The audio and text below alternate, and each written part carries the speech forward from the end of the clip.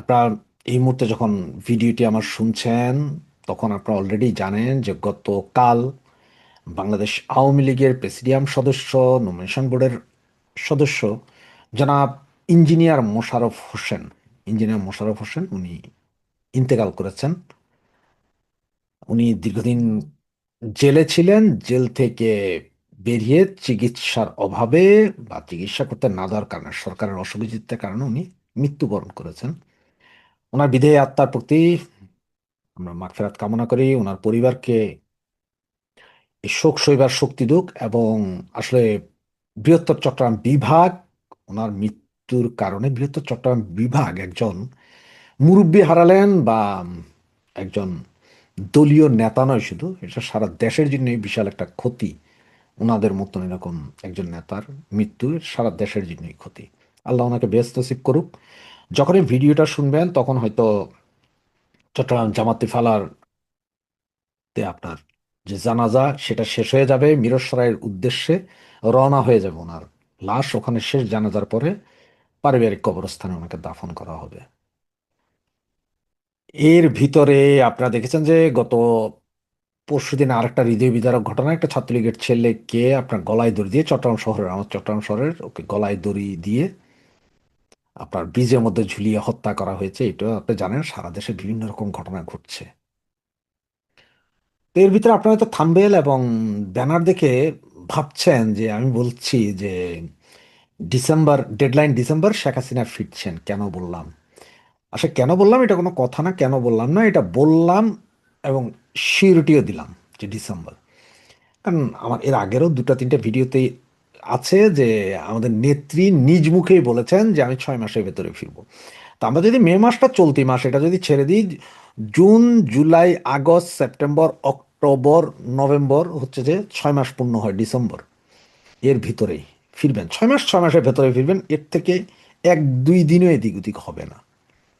এখন কেন আমিও বলছি এরকম সিউরিটি, তার হচ্ছে আমি আপনাদের এর আগেও বলেছি যে নেত্রী গত 20 মাস বারবার বলেছেন আমি আশপাশে আছি, তোমরা সাহস হারাই না, আমি যে কোনো মুহূর্তে ঢুকবো, টুপ করে ঢুকে যাব, এই সে অনেক রকম। কিন্তু এইবার তিনি স্পেসিফিক্যালি বলে দিয়েছেন যে আমি 6 মাসের ভেতরেই ঢুকবো। 6 মাস বলতে আপনার ডিসেম্বর পর্যন্ত একদম ইজিলি ধরে রাখতে পারেন যে ডিসেম্বরের ভেতরেই উনি ঢুকবে। এর কোনো দ্বিমত আর নাই। তো কেন উনি ঢুকবে, হঠাৎ করে কি হলো, কিভাবে উনি ঢুকবে, এইটা হয়তো অনেকে চিন্তা করছেন। তা আমি তিন চারটা ঘটনা বলি, এগুলো যদি আপনি একটু মিলান হয়তো বুঝবেন যে কিভাবে ঢুকবে। বাংলাদেশে এখন যে অবস্থা, অস্থিতিশীল একটা পরিস্থিতি, ল অ্যান্ড অর্ডার সিচুয়েশন নাই।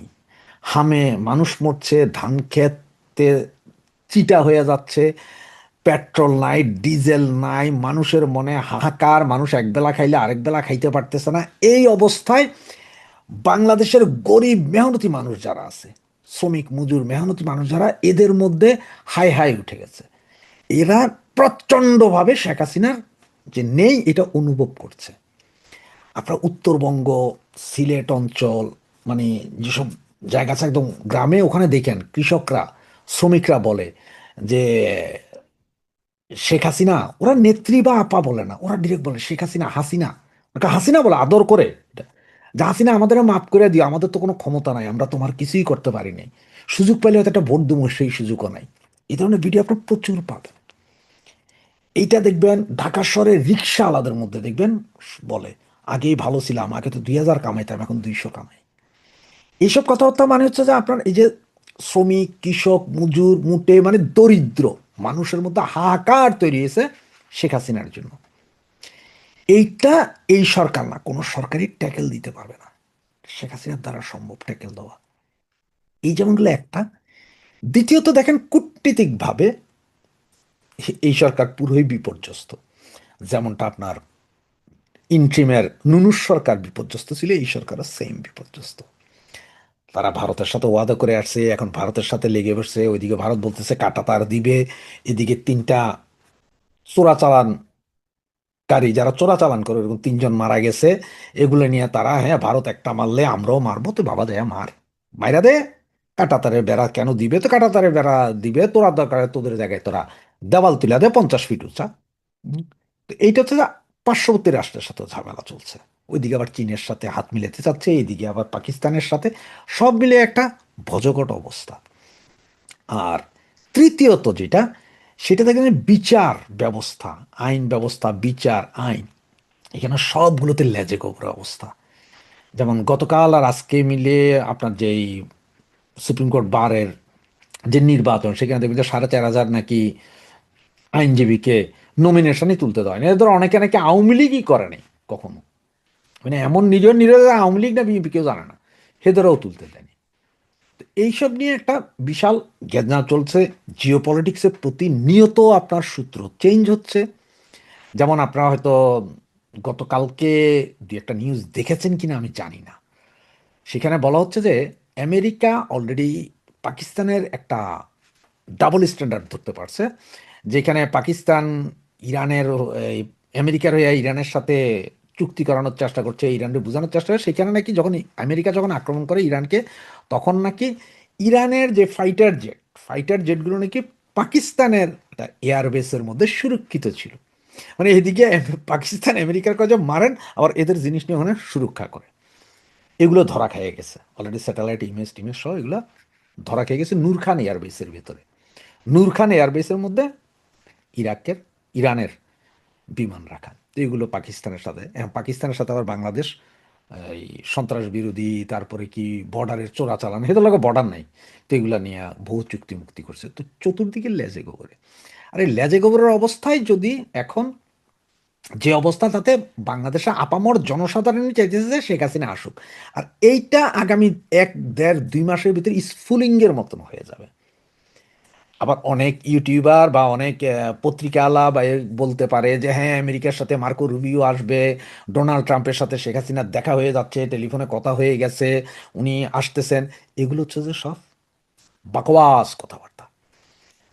বাংলাদেশ আওয়ামী লীগ 1996 সালে ক্ষমতায় এসেছিলেন জনগণের ভোটে, জনগণের জোরে। 2008-এও জনগণের ভোটে এসেছিলেন। এবারও শেখ হাসিনা আবার এদেশের মাটিতে পা রাখবেন, সেটা জনগণের, মানে বাংলাদেশ আওয়ামী লীগের জনগণ, আপামর জনগণ, আপামর আপামর জনগণের ভালোবাসায় ওনাকে দেশে আসতে বাধ্য করবে জনগণ। মানে জনগণই বলবে যে আপনি ফেরত আসুন, আপনি ছাড়া আমরা চলবো না। বাধ্য করবো বলতে আমি ওটা বলছি যে ওদের ভালোবাসায় বাধ্য হবেন নেত্রী আবার দেশে ফিরে আসতে। আর সেটা নেত্রীও জানেন। এবার সেটা আপনারা এই যে আমি যে 3টা কারণ বললাম, এগুলো যদি একটু মিলান তাহলে দেখবেন। কারণ হতদরিদ্র মানুষ যখন খাইতে পায় না তখন মুষ্টিবদ্ধ হয়, আর এই মুষ্টিবদ্ধ যখন হয় তখনই আন্দোলন গড়ে ওঠে। এবং এই জিনিসটাই গড়ে উঠবে আগামী 2-3 মাসের ভেতরে। চোখ কান খোলা রাখেন। আর আমাদের কাজ কি? আমাদের কাজ এখন বেশি বেশি দেশের ভেতরে যে অরাজকতা চলছে এটাকে বেশি বেশি তুলে ধরা। সোশ্যাল মিডিয়ায় তুলে ধরতে পারেন, গ্রামে গঞ্জে গিয়ে তুলে ধরতে পারেন। এই যে আমার ছাত্রলীগের ভাইয়েরা এখন যে যে ধান কেটে দিচ্ছে, সেখানে যে কথাবার্তা বলেন, গ্রামের বিভিন্ন বাজারে যান আপনারা, দুই একটা চা খাইতে খাইতে, দুই একজনের চা খাওয়াইতে খাওয়াইতে এই কাহিনীগুলো তুলে ধরেন, মানুষের মাথায় কিন্তু ঢুকে যাবে আগেই ভালো ছিলাম। এবার একটু সাবধান থাকতে হবে। যে কিছু কিছু ইউটিউবার আবার শুরু করছে কি জানেন, ইউটিউবার না শুধু, বিভিন্ন মিডিয়া শুরু করছে ডাক্তার ইউনূসকে পরিষ্কার করার একটা ব্যবস্থা করতে। কেমন দেখেন, ওরা কি বলে যে এই ডিপ স্টেটের খেলা চলতেছে সারা বাংলাদেশে। হ্যাঁ, ডিপ স্টেট শেখ হাসিনাকে নামাইছে, ঠিক আছে, শেখ হাসিনা সরকার গভর্নমেন্টকে ফেলে দিছে। তারপরে ডিপ স্টেট ইউনূসকে আনছে, এই পর্যন্ত ঠিক আছে। ডিপ স্টেট আওয়ামী গভর্নমেন্ট ফেলছে, ডিপ স্টেট ইউনূসকে আনছে, এই পর্যন্ত ঠিক আছে। এরপরে কি আসে, যে ডিপ স্টেট যখন দেখলো যে ইউনূসকে দিয়ে কাজ হচ্ছে না, তখন ডিপ স্টেট ইউনূসকে সরাই দিয়া তারেককে বসাইছে। আসলে মূল কাহিনী ওখানে না। তার মানে এরা ওই যে ডিপ স্টেট ইউনূসে দিয়ে কিছু হচ্ছে না কিন্তু ইউনূস সরাই না, ডিপ স্টেট আমেরিকা ইউনূসে দিয়ে যা যা পাওয়ার, যা যা করার সব করাই নিছে অলরেডি। দেশ বিরোধী চুক্তি থেকে শুরু করে সব করাই নিয়ে ইউনূসে নিয়ে গেছে। এটা হচ্ছে এখন মানে এমন একটা ভাব দেখানো হচ্ছে যে ইউনূস সাহেবের আমলে বাংলাদেশের ডিপি স্ট্যাটাস কিছুই করতে পারেনি, উনি দেশের পক্ষেই ছিলেন। এই যে দেশ বিরোধী চুক্তি মুক্তির কিছুই ওনার দ্বারা করানো হয়নি। এটা হচ্ছে ইউনূস ব্যাপার পরিষ্কার করার চেষ্টা করছে কিছু কিছু ইউটিউবার, কিছু কিছু পত্রিকা, কিছু কিছু বুদ্ধি বেশ্যা। এরা চোখ কান খোলা রাখেন, ডিপ স্টেটের খেলা এখনো চলছে। তবে হ্যাঁ, নেত্রী যে বলছে 6 মাসের ভেতরে আসবে, তো আমি ডিসেম্বরের ভিতরে আসবে।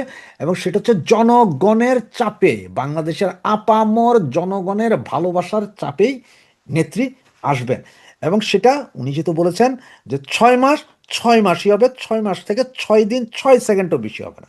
এই 6 মাসের ভেতরে দেখবেন ঢাকা এয়ারপোর্টে নামবে এবং আমরা সবাই সচক্ষে দেখব সেদিন ঢাকা শহর মানুষের বন্যায়, গরিব মানুষের বন্যায়, মেহনতি মানুষের বন্যায় ভেসে যাবে। সেদিন দেখবেন ওই লাঠি বইটা আনবে না, মানুষ লাঙল নিয়ে ছুটে আসবে, মানুষ ঘরের থালা বাটি নিয়ে ছুটে আসবে শেখ হাসিনাকে রিসিভ করতে। এটাই হবে। জয় বাংলা, জয় বঙ্গবন্ধু।